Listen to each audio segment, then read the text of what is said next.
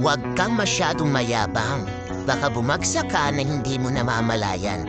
Sadyang may mga taong lubhang mayabang, napaka-arogante kung umasta, at napakataas ang tingin sa sarili nila.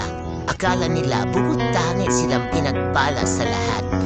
Masakit magsalita na parang hawak niya ang buhay ng bawat isa.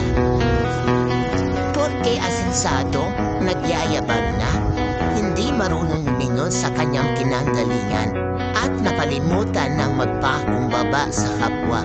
Masyado na kasing mataas ang tingin sa sarili nila. Kapag pinagpala ka, iwasan mo ang pagiging mayabang. Lagi mo rin dapat alalahanin kung saan ka nagmula at nanggaling. Dahil walang nagtutuwa sa taong mahangin at mayabang.